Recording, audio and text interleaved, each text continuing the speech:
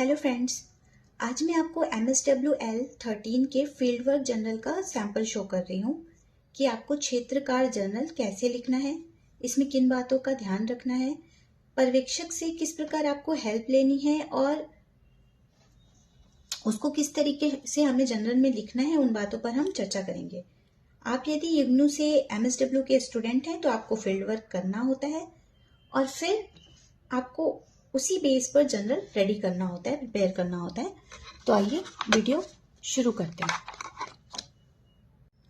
क्षेत्र कार्य के लिए जो ये पेपर है, इसका प्रिंट आउट आपको ई ज्ञान कोर्स से ले सकते हैं। आप ई ज्ञान कोर्स से डाउनलोड कर लीजिए। जो आपने सब्जेक्ट सेलेक्ट कर रखे हैं, MSWL 13, 14, 15, 16 जो भी आपने चूज किया है, उसका आप प्रिंट आउट ई ज्ञान कोर्स से डाउनलोड करके ले सकते हैं। फर्स्ट ईयर में पहले आप सब्जेक्ट को ध्यान से पढ़ते हैं और फिर उसके बाद आपको फील्ड वर्क के लिए भेजा जाता है। उसके लिए आपको एक संस्था अलॉट की जाती है, वहाँ जाकर आप फील्ड वर्क करते हैं या फिर कोई किसी भी एरिया में जब आप अपने पर्यवेक्षक से परमिशन लेते हैं, उनसे डिस्कस करते हैं, उसके बाद ही आप फील्ड वर्क के लिए जाते हैं। जो भी सूचनाएं आपको इनमें दी गई हैं, उनको आपको ध्यान से पढ़ना होता है। और किसी भी फील्ड वर्क को स्टार्ट करने के लिए सबसे पहले जो आपका ये MSWL 13 है, उस खंड को आपको पूरी तरीके से पढ़ लेना चाहिए। उसके बाद ही रिकमेंडेड है कि आप फील्ड वर्क स्टार्ट करें। सबसे पहले आप ये सारी डिटेल्स फिल करेंगे। उसके बाद आपके जो सुपरवाइजर हैं, उनकी डिटेल भी यहाँ पे फिल होगी। ये सारी चीजें आप ध्यान से पहले पढ़ लें फील्ड वर्क जर्नल लिखने से पहले। आपकी जो टोटल विजिट है, उसकी आपको एक लॉग शीट बनानी है डेली बेसिस पर। उसके बाद ये मार्गदर्शिका दी गई है MSWL 13 के पार्ट में, तो इसको आप बहुत ध्यान से पहले पढ़ लें फील्ड वर्क लिखने से पहले। ये सारी डिटेल्स फिल करने के बाद सबसे पहले आपको सत्र पूर्व स्वमूल्यांकन फॉर्म भरना होता है। एक तरह से क्वेश्चनर है, इसको ध्यान से पढ़कर आप अपनी जो भी आपका नॉलेज है, उसके आधार पर आप इसे फिल करेंगे। ध्यान से देख लें किस तरीके से फिल करेंगे।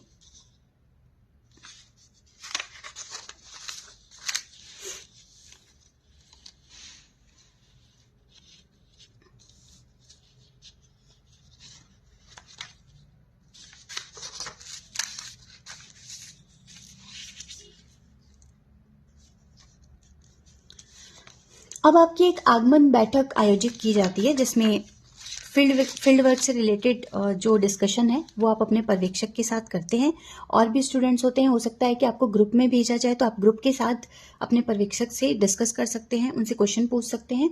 और जो भी डिस्कशन होता है उसको आप चाहें तो पहले रफ में लिख लें, जिससे कि आपके ये पेजेस वेस्ट नहीं होंगे। पहले आप रफ में लिख लें और फिर उसका एक निष्कर्ष तैयार करके आप इस तरीके से आगमन बैठक में जो भी चर्चा हुई है उसे लिख सकते हैं। और ये ध्यान रखना है कि ये आप अपनी हैंडराइटिंग में ही लिखेंगे, इसको टाइप नहीं करवाएंगे। उसके बाद आपका अनुकूलन दौरा स्टार्ट होता है, जो आपको संस्था अलॉट की जाती है उस हिसाब से। तो यहाँ पर आप देखेंगे कि MSWL जो 13 है, उसमें आपको 5 संस्थाओं में भेजा जाएगा। तो आप सभी संस्थाओं के बारे में, जो भी आपकी विजिट होगी, उस पर आप क्या क्या चीज़ों का ध्यान रखते हैं, क्या वहाँ पे किस तरीके से काम होता है, कौन वहाँ का पर्यवेक्षक है, वो सारी चीज़ें डिस्कस करके फिर उसके बाद आप वहाँ पे जो भी ऑब्जर्व करते हैं उसका रिफ्लेक्शन आप लिखते हैं।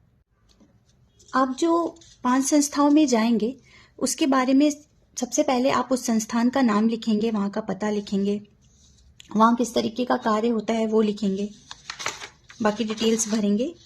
और आपको हर अनुकूलन दौरा में इन बातों का ध्यान रखना है कि आपने क्या सीखा।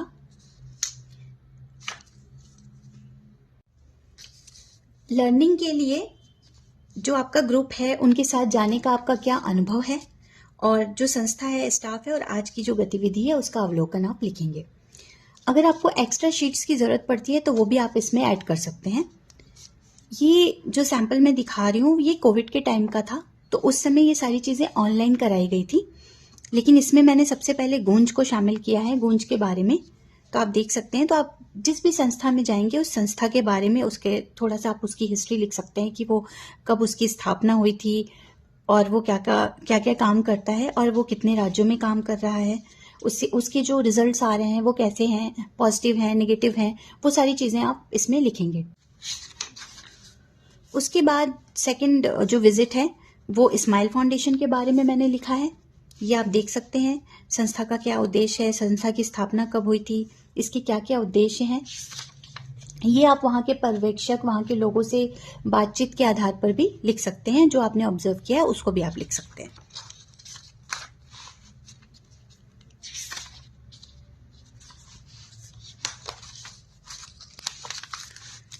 थर्ड मैंने नन्ही कली ऑर्गेनाइजेशन के बारे में लिखा है। आप देख सकते हैं कि ये प्रोजेक्ट कब से काम कर रहा है, इसके क्या रिजल्ट्स हैं, इसके क्या उद्देश्य हैं, आप देख सकते हैं। उसके बाद मैंने हेल्पेज इंडिया जो एनजीओ है उसके बारे में लिखा है। ये किस तरीके से ये रजिस्टर्ड है और इसकी जो डिटेल्स हैं वो आप देख सकते हैं, मैंने इनको शामिल किया है। उसके बाद क्राई एनजीओ है उसके बारे में लिखा है। तो आप जिस भी संस्था में जाएंगे उसके बारे में आप डिटेल में लिखेंगे।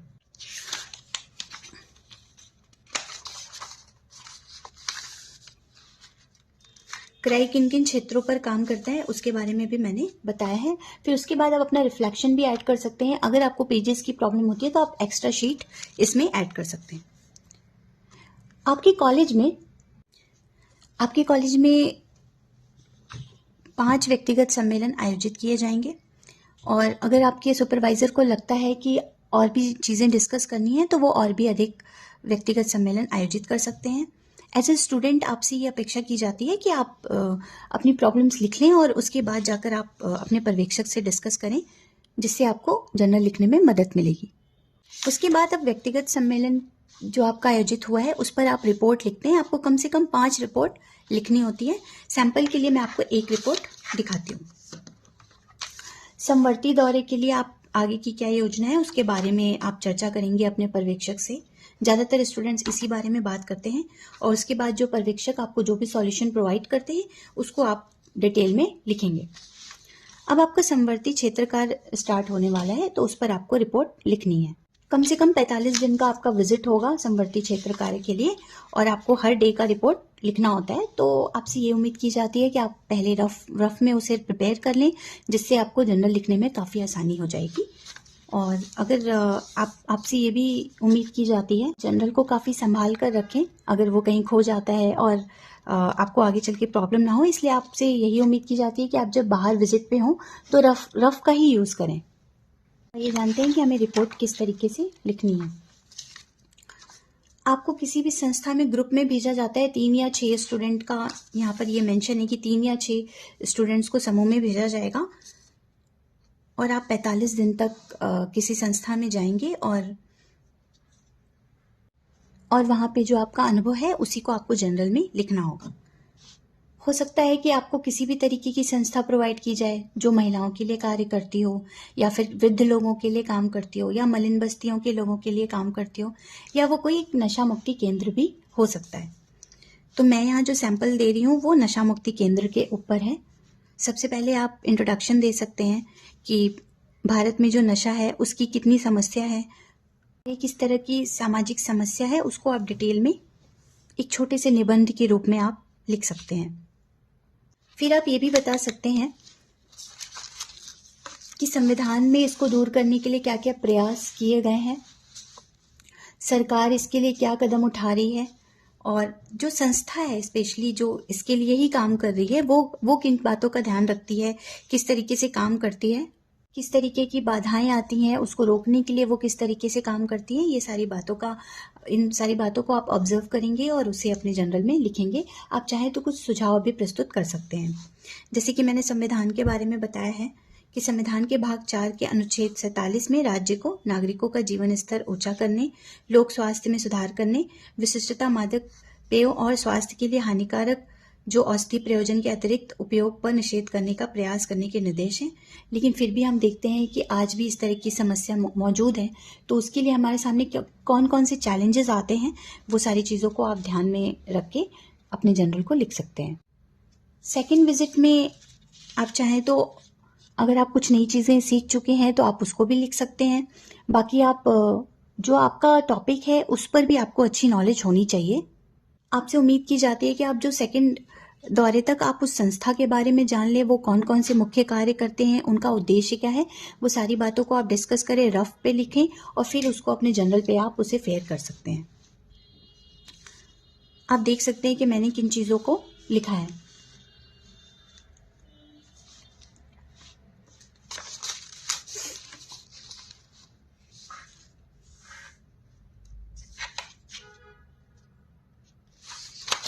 मैंने जो सेकंड विजिट है उसमें संस्था के जो मुख्य कार्य हैं और उद्देश्य हैं उनको ध्यान में रख के लिखा है, आप देख सकते हैं।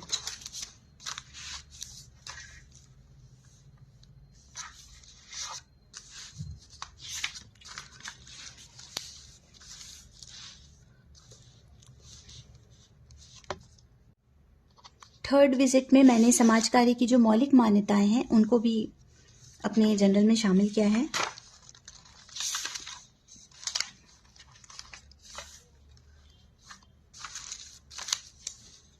क्योंकि आपको सब्जेक्ट की भी बेसिक नॉलेज होनी चाहिए और आप उसको भी अपने जर्नल में शामिल कर सकते हैं।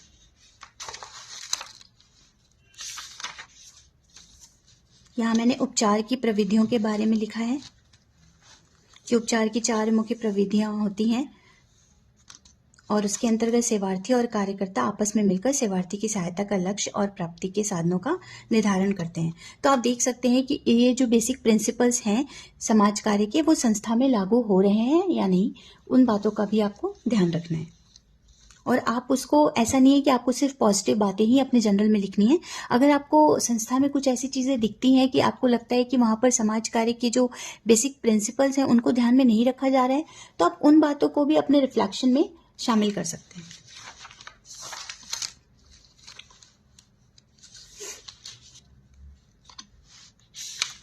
इस तरीके से आप डेली विजिट को अपने जर्नल में लिख सकते हैं। आप देख सकते हैं मैंने हर दिन का अलग अलग टॉपिक लिया है और उसी के आधार पर मैंने ये जर्नल प्रिपेयर किया है।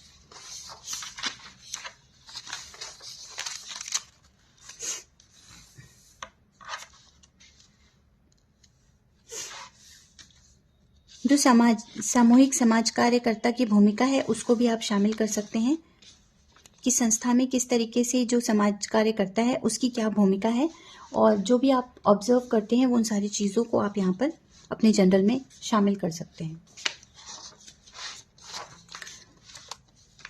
कॉलेज में बीच बीच में व्यक्तिगत सम्मेलन होता रहेगा, जैसा कि मैंने बताया था कि कम से कम 5 व्यक्तिगत सम्मेलन आयोजित होंगे। तो अभी तक जो आपने विजिट किया है उन सारी चीज़ों में अगर आपको कोई चीज़ नहीं समझ में आ रही है, आप किसी तरह से कंफ्यूज हैं और आपको जर्नल किस तरीके से लिखना है उसका डिस्कशन, आप उसका क्वेश्चन प्रिपेयर कर सकते हैं और अपने जो सुपरवाइज़र हैं उनके साथ चर्चा कर सकते हैं। साथ ही जो दूसरे स्टूडेंट्स हैं उनसे भी आप हेल्प ले सकते हैं कि वो जो दूसरी संस्थाओं में जा रहे हैं वो कौन कौन सी नई बातें सीख रहे हैं, और अगर उससे आपको कुछ मदद मिलती है तो आप उसको भी अपने जर्नल में लिख सकते हैं। उस आगे किस तरीके से आप जो संस्था में आपको किन किन बातों का ध्यान रखना है उस पर भी आप आपस में डिस्कस कर सकते हैं। साथ ही जो अभी तक आपने लिखा है, चाहे रफ में लिखा हो चाहे आपने डायरेक्ट ही अपने जर्नल में लिखा हो, वो भी आप एक बार अपने सुपरवाइजर को दिखा सकते हैं कि आप जिस तरीके से लिख रहे हैं वो सारी चीज़ें सही हैं, और अगर आपको आगे किसी गाइडेंस की ज़रूरत है तो वो भी आपको आपके सुपरवाइजर देंगे। जैसे कि मैंने यहाँ बताया है कि पर्यवेक्षक ने क्या क्या चीज़ें बताई, तो उन्होंने बताया कि कार्यकर्ता और सेवार्थी संबंध को समझने पर उन्होंने बताया कि हमें उसका ध्यान रखना चाहिए। उन्होंने ये भी बताया कि सिद्धांत हमारे सेवा कार्य को नियमित करने के लिए होते हैं। तो इस तरीके से जैसे कि आपको पहले समाज कार्य की जो बेसिक प्रिंसिपल्स हैं वो पढ़ाए जाते हैं, जिससे आपको आगे संस्था में, किसी भी संस्था में जो ऑब्जर्व करने के लिए लोगों से जब आप बात करते हैं तो आपको किस तरीके से उनके प्रति दृष्टिकोण रखना है, ये सारी चीज़ें आपको समाज कार्य सिद्धांत में बताई जाती हैं, ताकि आप आगे जब फील्ड में जाएं तो आप इन बातों का बहुत ही बारीकी से ध्यान रखें। सेवार्थी के साथ जो संबंध स्थापना है उसके लिए कौन कौन सी चीज़ें अनिवार्य हैं वो भी डिस्कस करते हैं सुपरवाइज़र। और आप चाहें तो समाज कार्य की जो इग्नू द्वारा जो प्रोवाइडेड मटेरियल्स हैं उनमें भी आप पढ़ सकते हैं। कि उनकी आवश्यकता को स्वीकृत किया जाए, इस बात का अधिकार दिया जाए कि वह स्वयं निर्णय कर सकें। व्यक्ति के संबंध में ध्यान रहे कि व्यक्ति का वर्तमान व्यवहार बाल्यकाल के प्रतिक्रियाओं तथा मनोव्यक्ति का प्रक्षेपण है। तो इस तरीके से आप जजमेंटल ना हो किसी के प्रति। आप ये जानें कि वो अगर अभी इस तरीके से कोई भी कैंडिडेट इस तरीके से बिहेव कर रहा है तो उसके पीछे ज़रूर कुछ पुराने अनुभव हो सकते हैं। उसके बाद जो पर्यवेक्षक हैं वो समाज कार्यकर्ता के गुणों के बारे में भी बता रहे हैं, तो उसको भी मैंने इसमें शामिल किया है कि एकांगिक दृष्टिकोण तथा पक्षपात रहित होना चाहिए। पहले से किसी के प्रति एक दृष्टिकोण नहीं बनाना चाहिए। उसे मानवीय व्यवहार का अच्छा ज्ञान होना चाहिए। समाज कार्यकर्ता को बहुत ध्यान से बातें सुनना आना चाहिए, अवलोकन करना आना चाहिए, और पहले से ही आपको कोई किसी के बारे में पहले से ही एक मेंटालिटी बना ले, ऐसा नहीं होना चाहिए। सेवार्थी की वर्तमान स्थिति को समझ पाना, तो इन सारी बातों का ध्यान रख के ही हमें जनरल को लिखना है और किसी भी तरीके के जो पूर्वाग्रह है उनसे बचना है। और हाँ, व्यक्तिगत सम्मेलन के अतिरिक्त समूह सम्मेलन भी आयोजित होते हैं, और ये भी कम से कम 5 तो होंगे ही, लेकिन आपके सुपरवाइजर की इच्छा अनुसार ये ज़्यादा भी आयोजित हो सकते हैं। तो आपसे ये उम्मीद की जाती है कि आपको फील्ड में जो भी प्रॉब्लम आ रही है उस पर आप एक लिस्ट बना लें और इस पर जाकर आप अपने पर्यवेक्षक से चर्चा कर सकते हैं। और इसमें ये भी बताया गया है कि आप फील्ड वर्क मैनुअल जरूर पढ़ के जाएं, और ये सारी चीज़ें आप ई ज्ञान कोश से डाउनलोड कर सकते हैं। अगर आपको डाउनलोड करने में प्रॉब्लम आ रही है तो आप मुझसे कमेंट करके पूछ सकते हैं, आई विल गाइड यू। समूह सम्मेलन जो आयोजित होगा उस पर भी आप एक रिपोर्ट तैयार करेंगे, और आप देख सकते हैं कि मैंने किन चीज़ों को लिखा है कि हमने सहकर्मी छात्र समूह के साथ समूह सम्मेलन में भाग लिया, जिसमें हमारे पर्यवेक्षक ने हमसे आगे की योजना पर चर्चा की तथा हमारा मार्गदर्शन किया। जनरली समूह सम्मेलन में यही सारी चीज़ें होती हैं। पर्यवेक्षक ने हमें बताया कि हमें सेवार्थी के साथ समानुभूति रखनी है। संस्था में विजिट के दौरान मानकों का पालन हमें करना है। उन्होंने भावनाओं के विषयात्मक तो उद्देश्यपूर्ण प्रकटन की सिद्धांत का भी बताया, जिसमें हमें क्षेत्र कार्य में उचित जानकारी हो। इस पर चर्चा के दौरान उन्होंने बताया कि व्यक्तिगत समाज कार्य के अभ्यास में सेवार्थी को अपनी सभी भावनाओं को पूरी तरह से प्रकट करने की स्वतंत्रता दी जानी चाहिए, और दी जाती है, भले ही वो भावनाएं नकारात्मक ही क्यों ना हो। ये बात कैंडिडेट के लिए की जाती है। जैसे अगर हम नशा मुक्ति केंद्र में जा रहे हैं तो जो व्यक्ति नशे से परेशान है, नशे की समस्या से ग्रसित है, उसके बारे में बात हो रही है कि हमें उसको भावनाएं प्रकट करने की आज़ादी देनी चाहिए। ऐसी भावनाओं के प्रकटन से न तो उसे रोका जाता है, न ही कर्ता द्वारा उसकी निंदा की जाती है। लेकिन हाँ, अगर हम नशा मुक्ति केंद्र में जा रहे हैं तो हम देखेंगे कि वहाँ पर जो नशे से संबंधित और ग्रसित व्यक्ति हैं, उनको किस तरीके से वो संस्था ट्रीट कर रही है, वहाँ के जो समाज कार्यकर्ता हैं वो किस तरीके से उनसे व्यवहार कर रहे हैं, उनसे हमें सीखना है, और उन सारी बातों को ध्यान में रखकर उसे समझकर हमें अपने जनरल में लिखना है, ताकि हम आगे जब हमारा ये कोर्स पूरा हो जाएगा तो आगे जब हम संस्था में जाएंगे तो हम उन्हीं चीज़ों से सीखकर ही आगे बढ़ेंगे। इस प्रकार सेवार्थी जैसा है, जिस प्रकार की परिस्थिति में है, उसे वैसे ही स्वीकार करना है और उसकी वर्तमान स्थिति के अनुसार उसके साथ व्यवहार होना चाहिए।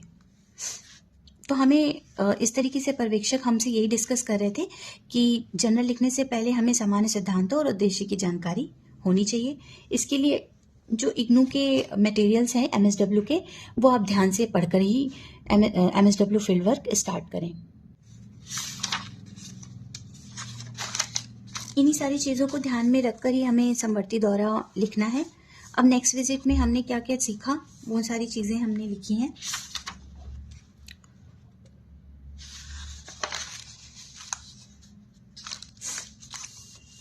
जैसे कि एक विजिट के दौरान मैंने ये लिखा है कि हमने संस्था के अंतर्गत मानक द्रव्य व्यसन के सामाजिक कारण को समझा कि आखिर इसके पीछे सामाजिक कारण क्या है। आज का युग भौतिकवादी युग है।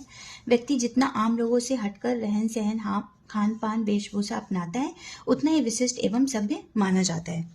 आप देख सकते हैं कि मैंने जो ऐतिहासिक कारण है या फिर सामाजिक कारण है नशे के पीछे, उसके बारे में जो बेसिक जानकारी है वो लिखा है। आपका ऑब्जर्वेशन अलग हो सकता है, आपकी समझ अलग हो सकती है, मगर तरीका यही होगा फील्ड वर्क लिखने का। इस तरीके से टोटल आपको 45 समवर्ती दौरा लिखना होगा।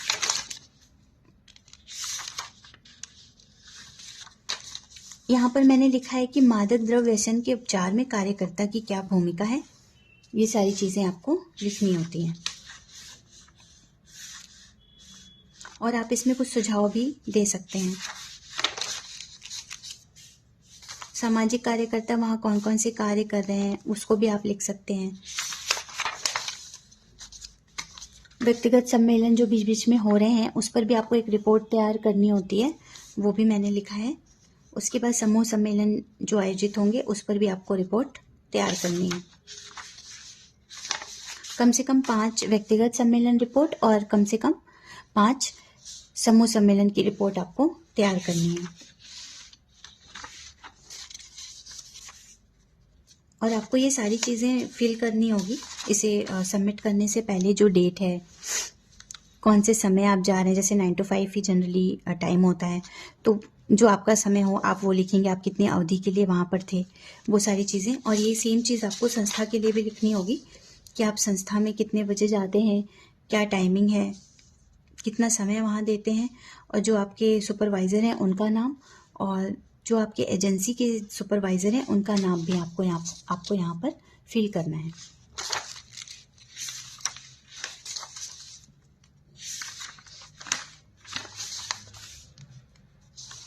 तो ये था हमारा MSWL 13 का जो सैंपल है वो मैंने आपको प्रस्तुत किया है। इसके बाद जो दूसरे MSWL 15, 16 और 14 का भी सैंपल मैं आपको शो करूँगी अपने नेक्स्ट वीडियो में। इसमें अगर आपको किसी भी तरह का कन्फ्यूज़न है, कुछ आपको नहीं समझ में आ रहा है, तो आप प्लीज़ कमेंट करके मुझसे पूछ सकते हैं। कुछ निष्कर्ष भी आप शामिल कर सकते हैं, जो भी आपने ऑब्जर्व किया अपने रिफ्लेक्शन में आप निष्कर्ष भी लिख सकते हैं।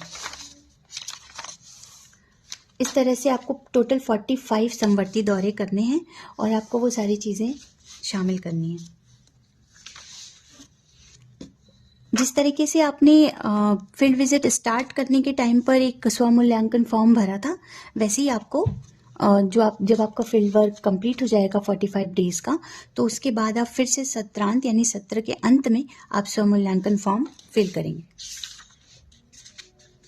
तो हो सकता है कि पहले अगर आपको कुछ नॉलेज ना रही हो, तो आपको विजिट कंप्लीट करने के बाद कुछ चीज़ें आपने सीखी होंगी, तो आपकी ये चीज़ इम्प्रूव होनी चाहिए।